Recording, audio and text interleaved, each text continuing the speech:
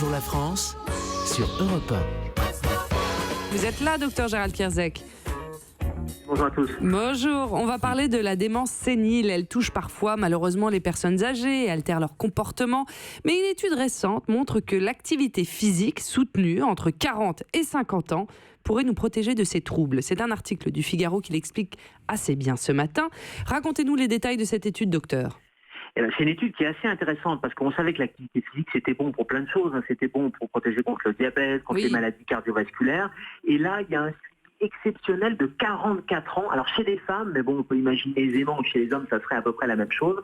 Les femmes qui ont été suivies à partir de l'âge de 50 ans et elles ont été suivies pendant 44 ans. Donc vous imaginez, et c'est l'université de Göteborg en Suède qui a fait ce suivi. Alors c'est pas une grosse cohorte, il y a 191 femmes qui ont été suivies. Et ce qui est intéressant, c'est qu'en fonction de leur état à 50 ans, de leur état cardiovasculaire, leur état de forme tout simplement, eh bien on était capable de dire un risque de démence ou pas de risque de démence. Et quand vous êtes en forme à 50 ans, là, vous faites du sport, vous avez 5% de risque de démence. Quand vous êtes moins en forme, par exemple avec un état cardiovasculaire ou pas de sport, eh bien ce risque de démence augmente au-delà de 30%.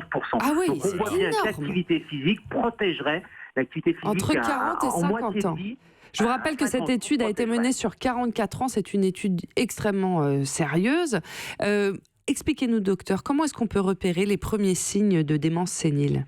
Alors on pense évidemment aux troubles de la mémoire, qui s'inquiètent d'ailleurs quand on a un trou de mémoire. Alors il faut quand même rassurer nos auditeurs et nos auditrices. Quand on a un trou de mémoire, on a oublié ses clés, oublié de garer sa voiture, c'est pas un signe de démence. En revanche, quand c'est récurrent, quand on a du mal à se souvenir de faits récents, qu'on a du mal à fixer les événements, et surtout c'est cette récurrence, et quand ça s'aggrave, eh bien là il faut quand même se poser la question et aller consulter dans une consultation mémoire. Il y a des consultations mémoire qui existent et qui permet soit de se rassurer, soit de prolonger avec des examens complémentaires, par exemple un scanner ou une IRM.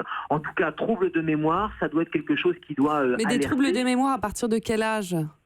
Alors, généralement, les troubles de mémoire, c'est à partir de 60-65 ans. Mais oui, mais Daphné, vous êtes stressée et le stress... mais non, vous n'en savez rien. Quand on a mal dormi, quand on a fait la fête, quand on a c'est normal d'avoir ces troubles de mémoire, et ça c'est pas très grave. En revanche, quand on a plus de 60-65 ans et que ça devient récurrent, quand on a du mal encore une fois à se souvenir des faits récents, ou quand vous avez du mal à réaliser un certain nombre de gestes, par exemple, si quelqu'un à plus de 65 ans a du mal à se servir d'un tire-bouchon, ça c'est inquiétant parce que ça veut dire que c'est la mémoire un peu plus profonde qui est atteinte. Et là il faut faire un bilan. Ensuite on pense à Alzheimer, mais il n'y a pas que la maladie d'Alzheimer. Voilà pourquoi l'activité physique aurait un rôle capital. C'est parce qu'il y a beaucoup de démences qui ne sont pas dégénératives mais qui sont liées à un problème vasculaire. Le cerveau, pour fonctionner, il a besoin d'oxygène, et pour avoir besoin d'oxygène, pour avoir sa ration d'oxygène, qu'est-ce qu'il faut ? Il faut qu'il y ait un système cardiovasculaire qui amène le sang bien oxygéné au niveau du cerveau. Donc il y a une grande part des démences qui sont liées aux maladies cardiovasculaires et à l'hypertension en particulier. D'accord, mais c'est quoi la protection cognitive ? Ça veut dire quoi ? La protection cognitive. Et on parle aussi de réserve cognitive.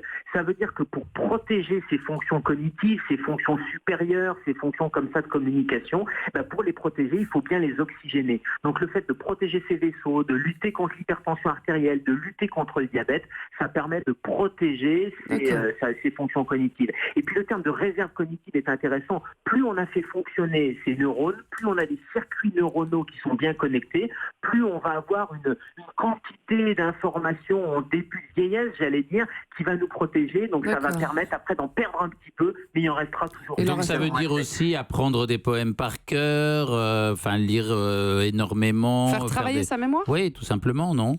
Entraîner sa mémoire, développer ses circuits, sa plasticité cérébrale. C'est-à-dire qu'on a pensé pendant des années qu'on avait un capital de neurones, et puis que ce capital, et c'est vrai, plus il est gros au départ, plus on va avoir un certain nombre de réserves. Mais même s'il n'est pas très gros, on a surtout des connexions qui peuvent se faire. Et des nouveaux circuits, c'est ce qu'on appelle la plasticité cérébrale. Apprendre un instrument de musique, par exemple, ou une langue étrangère, ça va permettre de développer de nouveaux circuits à l'intérieur du cerveau. Mais ça n'a de sens que si on protège les tuyaux. Et les tuyaux, c'est les artères, ça veut dire lutter contre l'obésité, faire de l'activité physique, lutter contre l'hypertension artérielle. On a le capital et on a les tuyaux pour aller oxygéner et bien utiliser ce capital cognitif.